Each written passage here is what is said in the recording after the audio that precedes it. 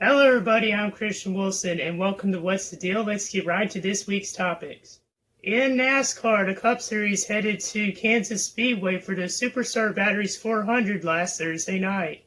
Kyle Busch led 52 laps in the race and won Stage 1. He ended up finishing 11th after hitting the wall with 40 laps to go. On lap 176, a multi-car crash on the backstretch damaged the cars of Joey Logano, Matt DiBenedetto, Jimmy Johnson, and Austin Dillon. Because of his 32nd place finish, Jimmy Johnson dropped to 18th in the point standings. On the next restart, a vicious crash on the backstretch occurred where Ryan Blaney hit the inside wall at over 170 miles per hour, nearly flipping over. Thankfully, he was uninjured.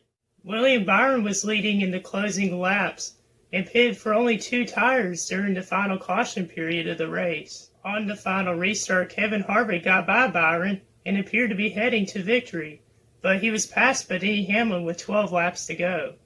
Hamlin went on to hold off Stage 2 winner Brad Keselowski to capture his 5th win of the season.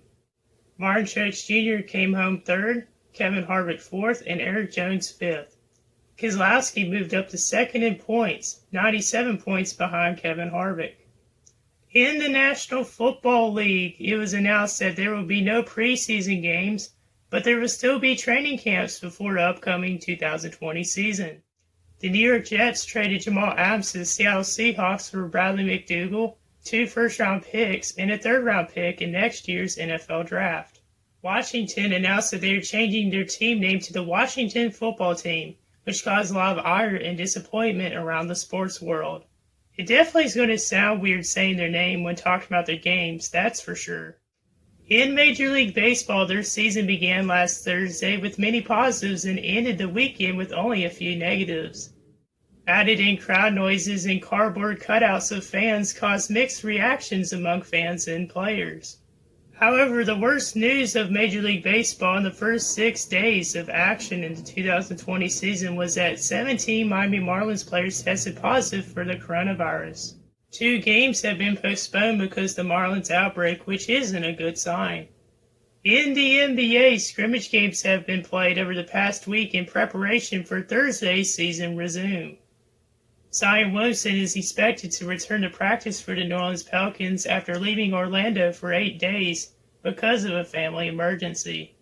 On Thursday, the NBA season will officially resume with 2 nationally televised games on TNT. First, the Utah Jazz will take on the Pelicans at 6:30 p.m. Eastern Time, and following that game will be the Los Angeles Clippers versus the Los Angeles Lakers at 9 p.m. Eastern Time.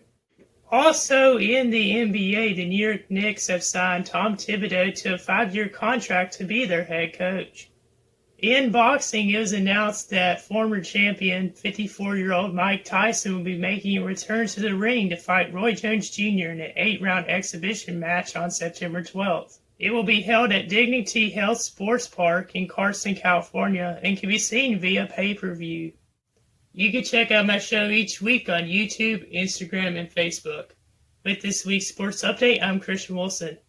See you in the next one.